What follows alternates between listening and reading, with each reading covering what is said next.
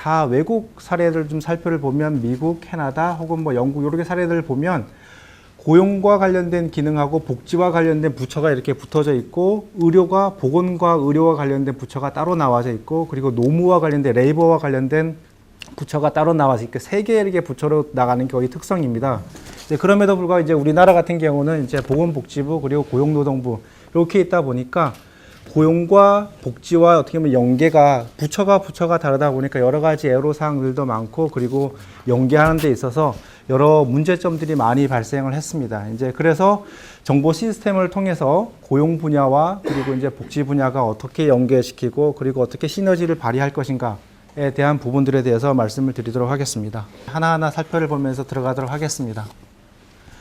크게 사회보장이라는 얘기들이 많이 나옵니다. 이제 일전에는 이제 보건, 복지, 그리고 복지 사업 이런 얘기들이 많이 나오다가 사회보장기본법이라는 것이 이제 박근혜 현 대통령이 어떻게 보면 발의에 의해서 사회보장기본법이 발의가 되었고 2013년도에 시행이 되었습니다. 이제 그러면서 사회보장이라는 어떻게 보면 큰 축에서 이제 보건과 복지와 그리고 고용과 관련된 여러 가지들이 논의가 되기 시작을 합니다.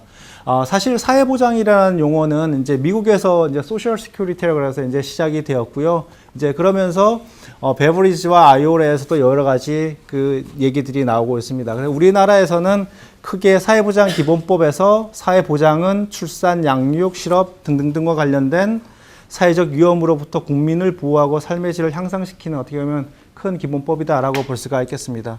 그러면서 거기 안에는 사회보험과 공공부조와 그리고 사회서비스로 약 그 서비스 유형들이 구분이 됩니다. 사실 김대중 정부 들어오고 나서 이제 기초생활보장이 이제 이루어지면서 사회보장이라는 것들이 급속하게 이제 발전이 되고 그리고 확대가 되기 시작을 합니다. 이제 그러다 보니까 크게 인프라가 구축이 되어 있지 않은 상황에서 사업들은 늘어나고 대상자는 늘어나고 사업들이 집행이 되고 그리고 여러 가지 현금급여라던가 바우처들이 집행이 됐었기 때문에 그러면서 여러 가지 그 부조리와 그리고 부적정이라는 문제 그리고 이제 누수라는 문제들이 발생을 하게 됩니다. 이제 이런 것들을 조금 더 차단하고 그리고 안정적으로 지원을 해주고 맞춤형으로 지원을 해주기 위해서 사회보장기본법에서도 사회보장에 필요한 정보를 통합적으로 연계해서 처리 관리하기 위해서 사회보장 정보 시스템이라는 것을 둔다라는 것이 이제 명시가 되어져 있습니다. 그래서 이제 사회보장 정보 시스템에 관련돼서 이제 말씀드리기 전에 그러면 고용복지와 관련된 현 국정 과제는 이제 생애주별 맞춤형 복지와 그리고 자립지원 복지 체계로 두 개로 나눠질 수가 있겠습니다. 생애주기별 맞춤형 복지는 어떻게 보면 초점이 근로능력이 없는 사람들을 중심으로 해서 삶의 질을 이제 맞춰주는 안정을 보장해 주는 것이고 그리고 자립지원 같은 경우는 근로유인형 어떻게 보면 급여 체계와 관련이 되어져 있습니다. 어떻게 보면 근로할 수 있는 능력을 가졌다라고 그러면 안정적인 삶의 질을 보장해 주는 동시에 일자리를 연계를 해주는 어떻게 보면 양트랙을 가지고 있다라고 볼 수가 있겠습니다.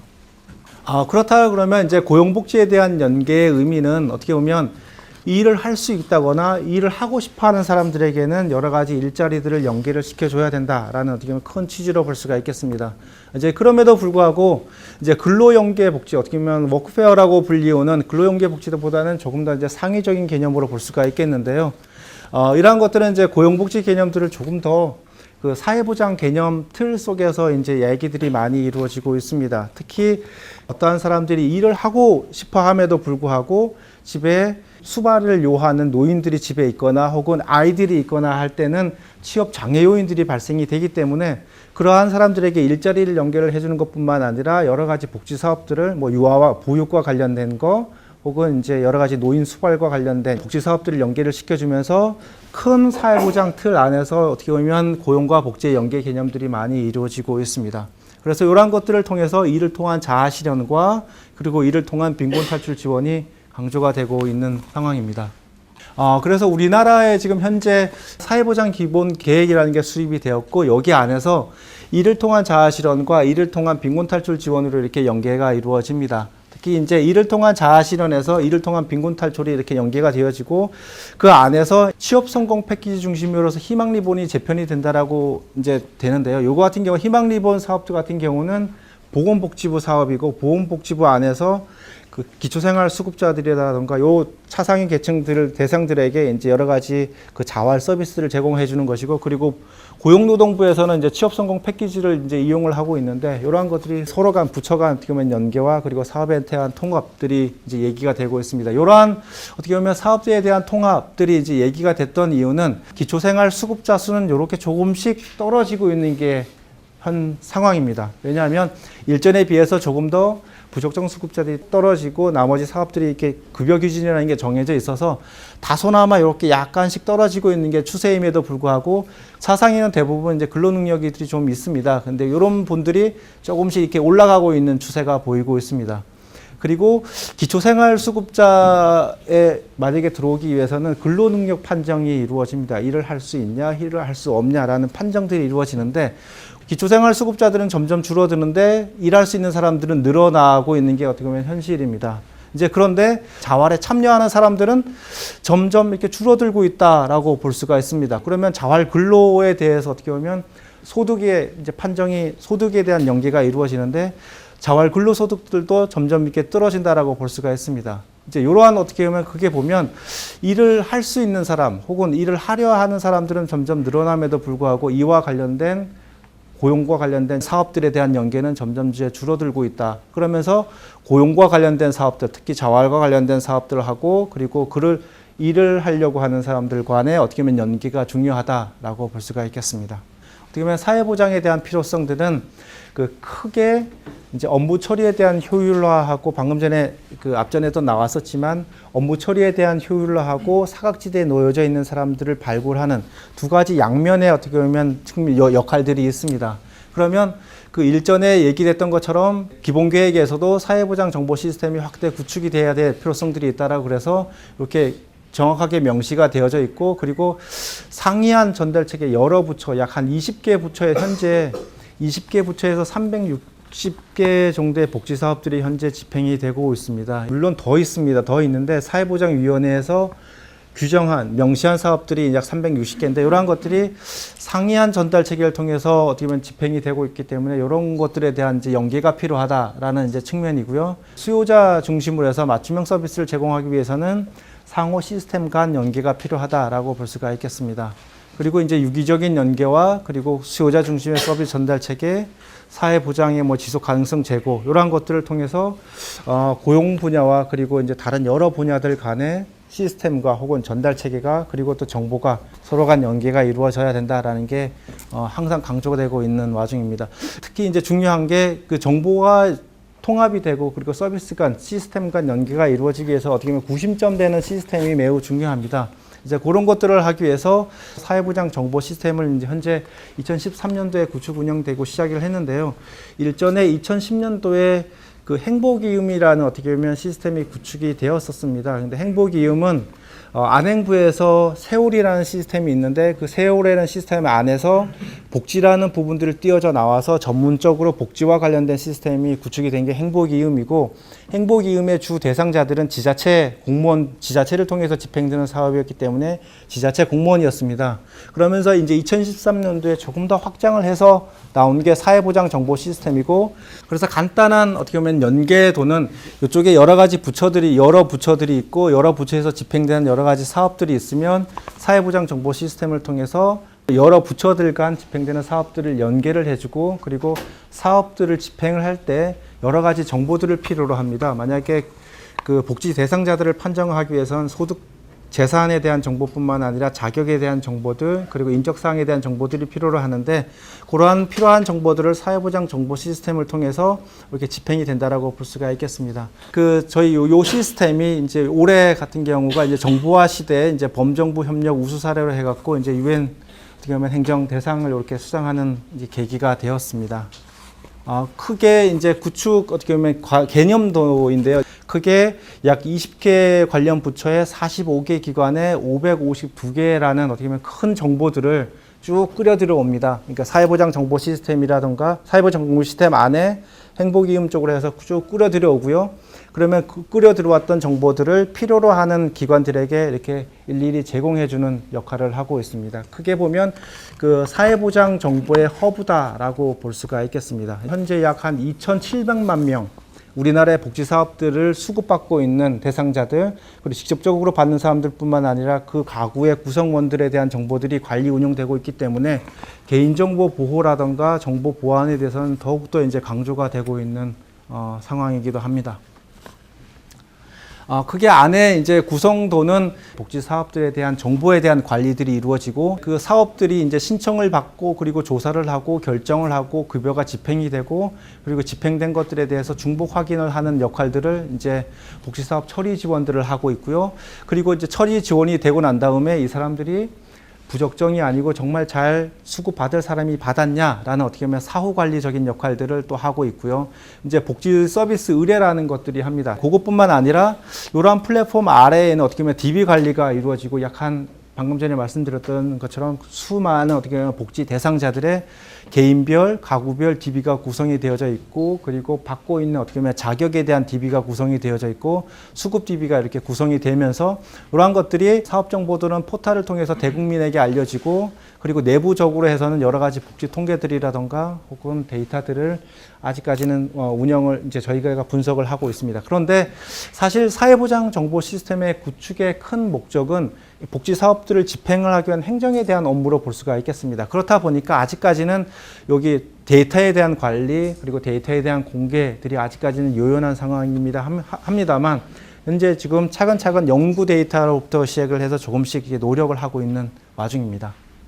여기에서 이제 17개 289개 사업이라는데 조금 더 이제 확정이 되었음에도 불구하고 아직까지는 고용부와 관련된 사업들은 이 중에 이제 한 20개 정도밖에는 안 됩니다. 저희가 고용부 사업들 중에 여러 가지 복지 사업들을 끄집어낸 게 한 240개 정도 일자리 사업들 그리고 고용 창출 사업들 그리고 교육 훈련 사업들을 뽑아냈었는데 고용부 쪽에서 좀 이런 것들은 사회보장 사업이 아니라 고용 사업이다라고 해서 반대가 많이 이루어졌습니다. 그래서 현재 사회보장 사업 안에 들어와 있는 것들은 약 한 20개 정도가 된다라고 볼 수가 있겠습니다.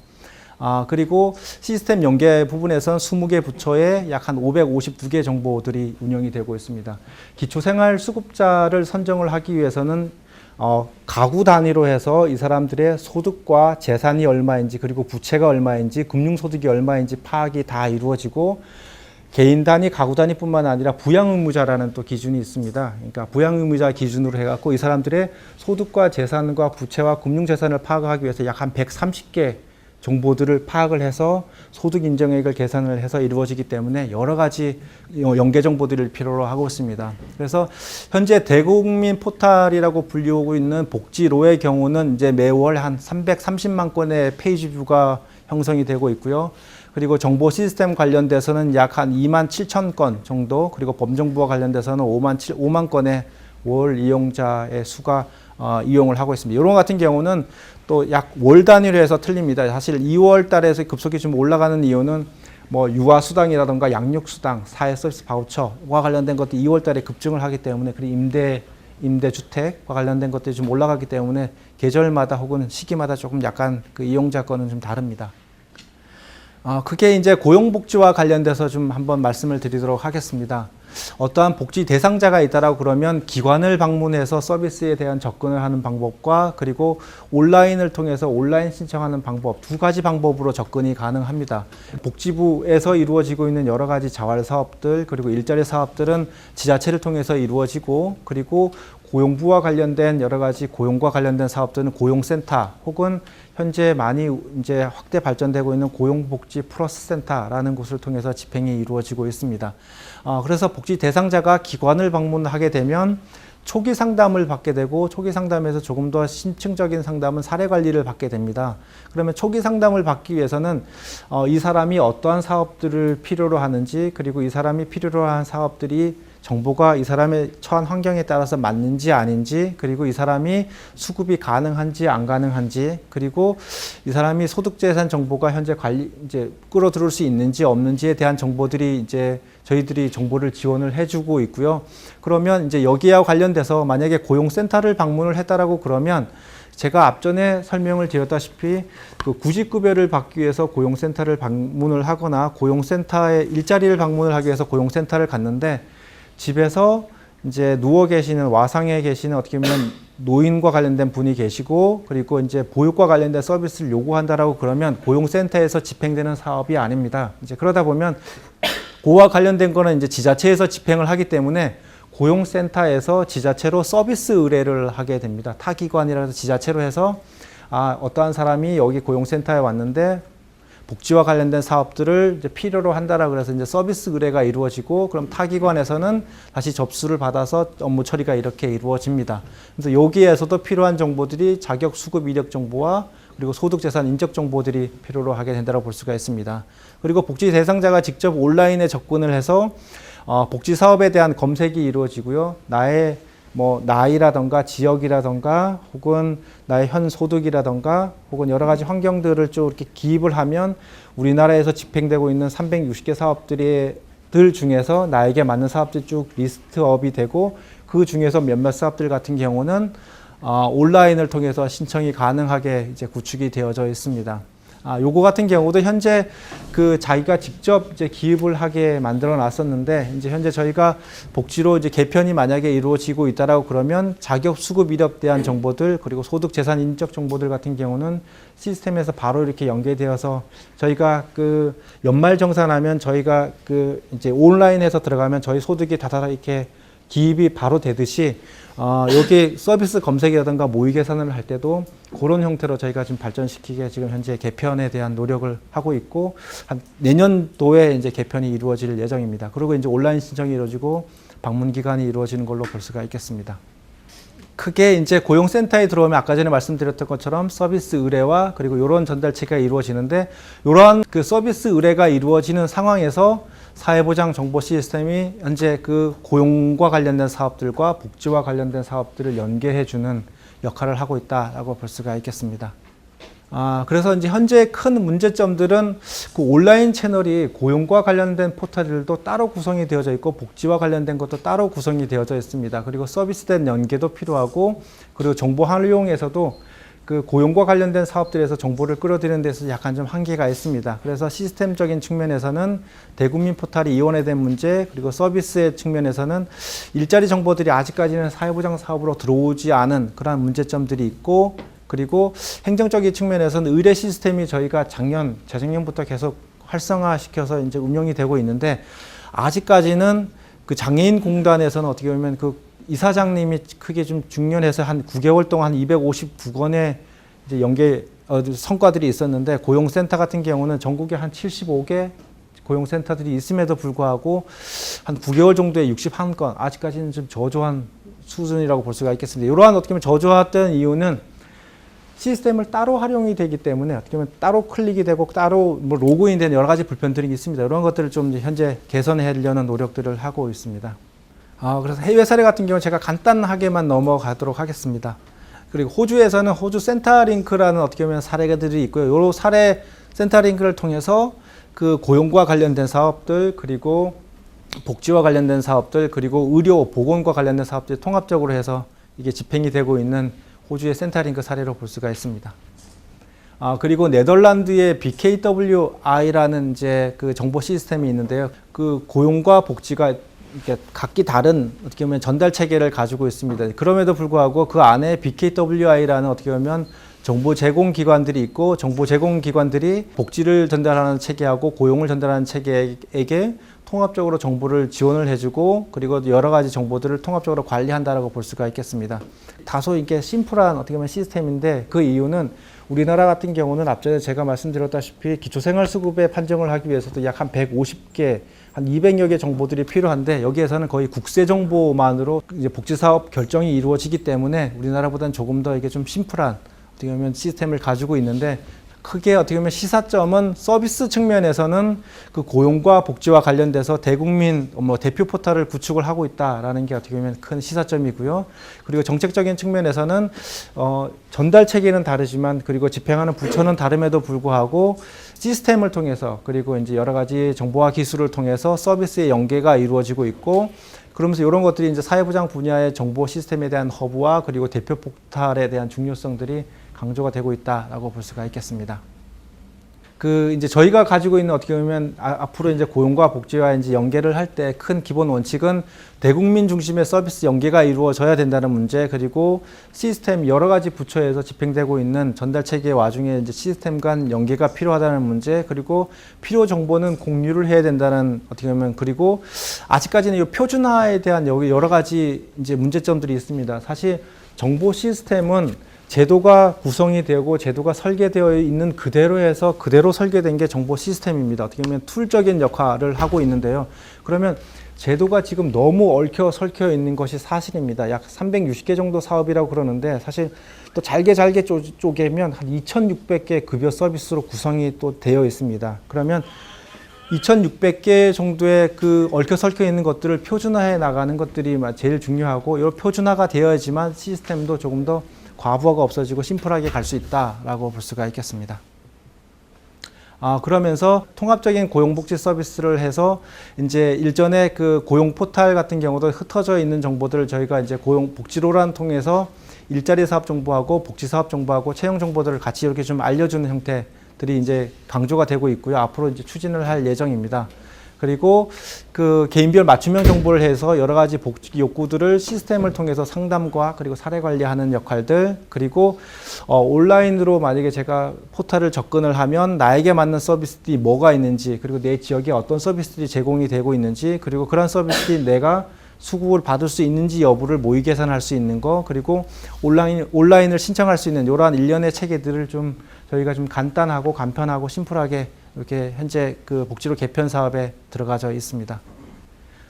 크게 이제 그 맞춤형 상담 지원도 이제 그 욕구 파악과 그리고 시뮬레이션과 그리고 안내까지 해서 일련에 하는 데 있어서 서비스 추천 모델도 저희가 지금 현재 구성이 되어져 있습니다. 앞으로 복지와 고용 간 특성을 고려해서 부처 간 업무는 어떻게 보면 명확하게 구분이 되어져 있고, 그리고 책임은 소재는 정확하게 돼야 되지만 사회보장 정보 시스템을 통해서 복지 대상자 입장에서 맞춤형으로 좀 제공이 될 필요성들이 있고, 이러한 것들이 이제 박근혜 정부 들어오고 난 이후 부처 간 칸막이와 제도 간 전달 체계와 그리고 집행 기관 간 공간을 넘어서 좀 시스템을 통해서 유효한 연계가 이루어져야 된다라는 것이고, 이게 as is to be적으로 해서 말씀을 드리면 복지 대상자들이 고용과 관련된 그리고 이제 복지와 관련된 서비스를 받기 위해서 이전에는 각기 기관별로 다 방문을 해야 되는 불편함들이 있었습니다. 이제 그런 것들이 이제 시스템이 서로 연계가 이루어지면 고용과 관련된 사업에 가서도 상단 신청을 받고, 여기에서도 이제 복지 욕구들이 발견이 되면 이쪽 서비스 의뢰가 이루어지고, 지자체에서도 고용과 관련된 서비스 욕구가 발견이 이루어지면 서비스 의뢰가 이렇게 상호간 의뢰가 이루어져서 어떻게 보면 복지 대상자 입장에서는 어느 곳에 가든지 어떠한 서비스들을 국가가 제공하는 모든 서비스들을 조금 더 연계해서 복지 대상자에게 맞춤형으로 받을 수 있는 게 큰 어떻게 보면 사회보장 정보 시스템의 역할과 그리고 앞으로 고용과 복지를 연계하는 데 있어서의 큰 어떻게 보면 기능과 그리고 발전 방향이다라고 볼 수가 있겠습니다.